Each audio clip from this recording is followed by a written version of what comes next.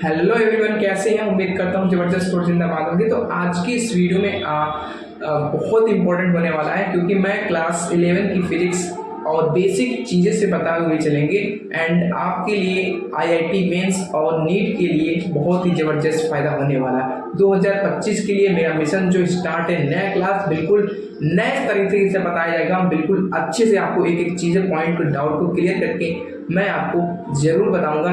तो आप लोग मेरे चैनल को सब्सक्राइब करिए एंड मैं आपसे प्रॉमिस करता हूं कि आपके 2025 में जो भी सपने हैं वो पूरा करने वाले हैं। ठीक है, तो चलिए वीडियो को स्टार्ट करते हैं। तो फिजिक्स के एक एक पॉइंट मैं आपको स्टार्ट करूंगा, क्योंकि बेसिक चीज़ें से स्टार्ट करेंगे एंड पूरा आपको हाई लेवल तक पहुँचाने वाले हैं। तो सबसे पहले हम बात करेंगे कुछ यूनिट्स के बारे में जो बहुत इंपॉर्टेंट होता है फिजिक्स की यूनिट, जैसे कि लेंथ होता है, क्योंकि लेंथ को हमको समझना हो कि लेंथ को हम किस चीज़ में नाप सकते हैं। जो लेंथ होता है उसको नापने के लिए क्या होता है, उसकी यूनिट जो होती है उसको हम कहते हैं मीटर में नापते हैं। एंड सेकेंड होता है मास। अगर कोई चीज़ मास है उसको किसी में हम लोग नाप सकते हैं तो केजी में। ठीक है, मान लीजिए आप चीनी ले रहे हैं तो आप लोग चीनी कहेंगे कि हमको क्या लेंथ मीटर में तो नहीं देना, कहते हैं केजी में दीजिए, मतलब कि कितने किलो का है। तो इसको हम लोग जो भी मास होता है अब उसको हम लोग क्या करेंगे, केजी में कन्वर्ट कर लेंगे। देन फिर होता है टाइम। अगर हम लोग टाइम की बात करें तो टाइम को किस में करते हैं, सेकंड में। किस में करते हैं, सेकंड में। फिर मेरा आता है इलेक्ट्रिक करंट। जो भी करंट होता है इलेक्ट्रिक, उसका जो यूनिट्स होता है वो क्या होता है, एम्पियर होता है। क्या होता है, एम्पियर होता है। फिर बात करें थर्मोडायनेमिक टेम्परेचर में, तो वो क्या होता है हमारा, केल्विन होता है। क्या होता है, केल्विन होता है। बात करें अमाउंट ऑफ सब्सटेंस की, तो अमाउंट ऑफ सब्सटेंस में क्या होता है, मोल होता है। ल्यूमिनेसेंसिटी का होता है, कैंडेला होता है। सिंबल की बात करें तो मीटर का एम होता है, किलोग्राम का केजी, सेकंड का एस, एम्पियर का ए, केल्विन का के, मोल का मोल, कैंडेला का सीडी हो गया। कुछ बेसिक चीजें जो बहुत इंपॉर्टेंट है तो वो भी आपको याद होना, जैसे कि 1 kg इक्वल टू कितना मीटर होता है, तो 10 के पावर 3 मीटर्स होता है। 1 सेंटीमीटर कितना होता है, 10 के पावर -2 मीटर्स होता है। 1 mm, ठीक है, 1 मिलीमीटर क्या होता है, 10 के पावर -3 मीटर होता है। 1 माइक्रोन कितना होता है, 10 के पावर -6 होता है। 1 नैनोमीटर कितना होता है, 10 के पावर -9। 1 एंगस्ट्रॉन जो होता है 10 के पावर 10 मीटर होते हैं। ठीक है, तो ये जितने भी मैं आपको ये बता रहा हूँ, आप लोग एक बार में हट जाता है, स्क्रीनशॉट ले लीजिएगा। बहुत ही इंपॉर्टेंट होता है, ये हमको आना चाहिए। फिजिक्स अगर आप स्टार्ट कर रहे हैं, अभी तक आपने कुछ भी नहीं पढ़ा, लेकिन मैं जो आपको पढ़ाऊंगा 100% ये मेरी वीडियो को फॉलो करिएगा एंड वीडियो को जरूर सभी दोस्तों को शेयर करिएगा जो बिल्कुल बेसिक से पढ़ना चाहते हैं। ठीक है, तो चलिए अब आगे की प्रोसेस बताते हैं। आपको डायमेंशनल फार्मूला निकालना सिखाएंगे, बिल्कुल आप एकदम आसान तरीके से। इसके बाद आपको डायमेंशनल फार्मूला निकालना बिल्कुल ही नहीं भूलेंगे। चलिए स्टार्ट करते हैं। चलिए दोस्तों, आज मैं आपको बताने वाला हूँ डायमेंशनल फार्मूला कैसे निकालते हैं। ये चीज़ आपको मैं इतना आसान तरीके से बताऊंगा कि आपको कभी भी कंफ्यूजन नहीं होगा। ठीक है, तो आज मैं किसका बताऊंगा, एरिया का, वॉल्यूम का, डेंसिटी का, वेलोसिटी का, एक्सेलरेशन, फोर्स वर्क, सभी को बताने वाले हैं। तो वीडियो को एंड तक देखेंगे तभी कंप्लीटली समझ में आने वाला है। ठीक है, चलिए स्टार्ट करते हैं। ठीक है, तो पहला हमारा है क्या है, एरिया। ठीक है, तो एरिया को नापने के लिए हम लोग क्या करते हैं, लेंथ इंटू ब्रेथ लेते हैं। अगर हम लोग कोई भी चीज का अगर लेंथ निकाल लेंगे और ब्रेथ से मल्टीप्लाई कर देंगे तो क्या हमें मिल जाता है, एरिया मिल जाता है। क्या मिल जाता है दोस्तों, एरिया मिल जाता है। ठीक है, अब जो हमारा लेंथ होता है उसको भी हम क्या करते हैं, एल से, मतलब लेंथ को क्या होता है, डिस्टेंस। जैसे कि अभी आपको होता है लेंथ में किसमें करते हैं हम लोग। ठीक है, तो लेंथ और हमारा दूसरा क्या है, बी को भी किससे करेंगे हम लोग, लेंथ। ठीक है, एल से ही। ठीक, किससे करेंगे, एल से। तो हमारा ये क्या हो जाएगा, एल स्क्वायर बन जाएगा। क्या बन जाएगा, एल का स्क्वायर। ठीक है, लेंथ का होगा एल इंटू एल। ठीक है, तो डायमेंशनल फार्मूला आप सभी जानते हो क्या होता है, एम एल टी, मतलब कि इन तीनों फॉर्म में डायमेंशनल फार्मूला लिखा जाता है, एम एल टी के फॉर्म में। ठीक है, ये हमको हमारा क्या है, डायमेंशनल फार्मूला शो करके दिखाता है। ठीक है, अब हम यहाँ पे अगर इस फॉर्म में बनाएंगे तो कैसे मेरा बनेंगे, इधर देखिए। अब यहाँ पे m है नहीं तो हम लिखेंगे m क्या है, 0 है। l है तो हम लिखेंगे l का स्क्वायर। t नहीं है तो t क्या कर देंगे, 0। ml t मेरा बन गया। अब देखो कैसा लगेगा, इसको कहते हैं डायमेंशनल फार्मूला। तो क्या बोलते हैं, डायमेंशनल फॉर्मूला बोलते हैं। चलिए बात करते हैं वॉल्यूम का होता है length into breadth into height. तो इसका मतलब हो जाएगा मेरा L इंटू एल, मतलब कि L का क्यूब बन जाएगा। क्या बन जाएगा? L का क्यूब बन जाएगा। तो दोस्तों क्या हो जाएगा इसका हम लोग करेंगे तो ये मेरा m तो है नहीं, m का 0 हो जाएगा, l हो जाएगा क्यूब, t की पावर क्या हो जाएगी 0 हो जाएगी। यानी कि ये हमारा 2 मिल गया, मुझे एरिया का पता चल गया और वॉल्यूम का पता चल गया और कुछ भी नहीं करना पड़ा, बस थोड़ा सा ट्रिक और जो भी फॉलो होता है उसको याद रखना होता है। जैसे कि हमको एरिया का पता होना चाहिए कि एरिया का फॉर्मूला क्या होता है, लेंथ इंटू ब्रेथ होता है। क्या होता है? Length into breadth. अब लेंथ और ब्रेथ को क्या करेंगे हम लोग, ठीक है, दोनों चीजें एल से नापते हैं तो एल इंटू एल क्या हो गया हमारा, एल का स्क्वायर हो गया।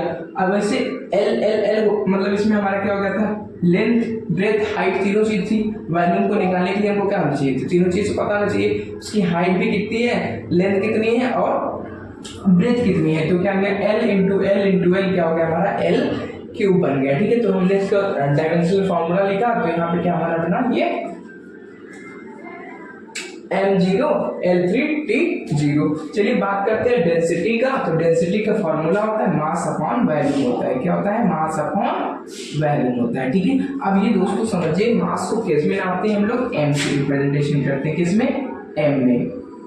ठीक है, मास को रिप्रेजेंट किसमें करते हैं हम लोग, m में करते हैं। ठीक है, और क्या नीचे है हमारा वॉल्यूम। अभी आपको बताया कि वॉल्यूम का क्या होता है, L क्यूब होता है। क्या होता है? L क्यूब होता है। तो हमारा ये जो फॉर्मूला बन जाएगा, क्या बन जाएगा, m(l-3). अब जो l था वो ऊपर की तरफ जाएगा, तो जब ऊपर की तरफ जाएगा ये जो 3 है वो क्या हो जाएगा, -3 हो जाएगा।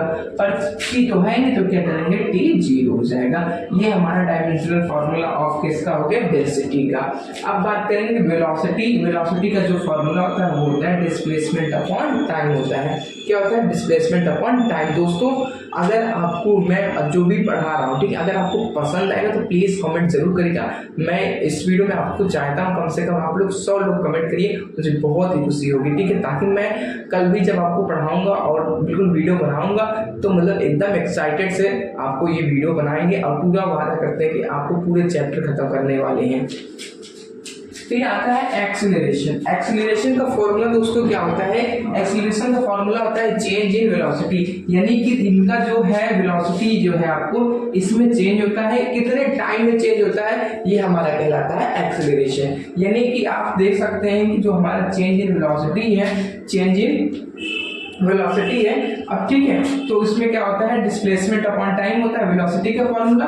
अब डिस्प्लेसमेंट को हम लोग किसमें नापते हैं, L में, मतलब कि L से। ठीक है, डिस्प्लेसमेंट को नापते हैं L से और नीचे के हमारा टाइम t हो गया। यानी कि इसको हम अगर उसमें डायमेंशनल फॉर्मूला लिखेंगे तो क्या हो जाएगा, m0 L(t-1).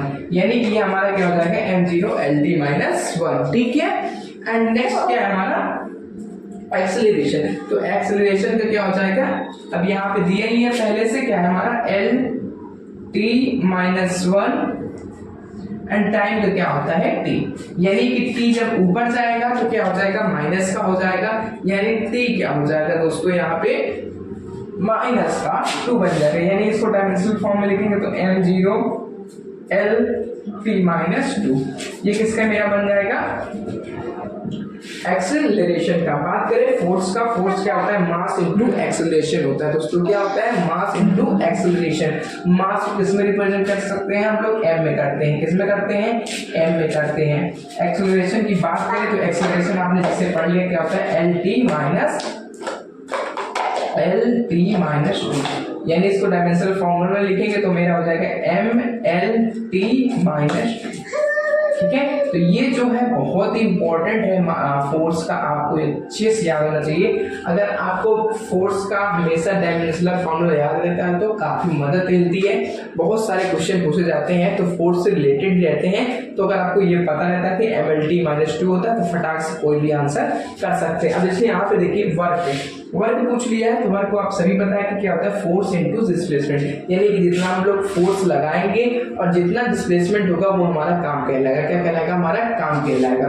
यानी कि जो फोर्स की हमें डायमेंशनल फॉर्मूला पता क्या होता है, mL(t-2). तो यानी यहाँ पे हम लिखेंगे पहले mL(t-2) और क्या है साथ में डिस्प्लेसमेंट है। डिस्प्लेसमेंट को किस में नापते हैं, एल में। किसमें दोस्तों, एल में नापते हैं। यानी कि हमारा इसका फॉर्मूला जो डायमेंशनल फॉर्मूला बनेगा वो क्या बन जाएगा, एम एल का स्क्वायर टी माइनस 2। ठीक है, तो एम एल 2 टी माइनस 2 ये हमारा बन गया किसका, वर्ग का। ठीक है, तो अगर वीडियो पसंद आई हो तो वीडियो को लाइक कर दीजिएगा एंड चैनल को भी सब्सक्राइब कर लीजिएगा। ये मेरा थोड़ा सा इंट्रोडक्शन था। अगली वीडियो आएगी वो लॉन्ग वीडियो आएगी, करीब कम से कम 30 मिनट की हर एक सेशन स्टार्ट होगा। हर एक सेशन में आपको पूरा टॉपिक वाइज कवर करके प्लस साथ में दो एक IIT का और 2 नीट का, ठीक है, हमेशा कराते चलेंगे। IIT JEE मेंस का और एडवांस का दोनों कराएंगे। ठीक है, तो बेसिकली आई होप आपको ये वीडियो पसंद है तो प्लीज वीडियो को लाइक कर दीजिएगा एंड चैनल को भी सब्सक्राइब कर लीजिएगा। एंड ये जो यूपी क्लासेस टीम है पूरा मैं मेहनत करके आपको पढ़ाऊंगा, तो आप लोग जरूर सपोर्ट करिएगा। मैं यही कहूंगा कि ये वीडियो कैसी लगी आप लोग प्लीज कमेंट करके हमें जरूर बताएंगे। अपना जो भी रिव्यू है हमें दीजिएगा, जो भी सजेशन दे सकते हैं कि वॉइस मेरी कैसी है, पढ़ाने का तरीका कैसा है, समझाने का तरीका कैसा है, ये सब आप लोग पे डिपेंड करता है कि आप लोग को समझ में आ रहा है कि नहीं आ रहा है। नहीं आ रहा होगा मैं फिर से थोड़ा सा इंप्रूवमेंट करके आपको बताऊंगा, बट आप लोग जरूर मुझे एक बार कमेंट के माध्यम से जरूर बताइएगा। जय हिंद।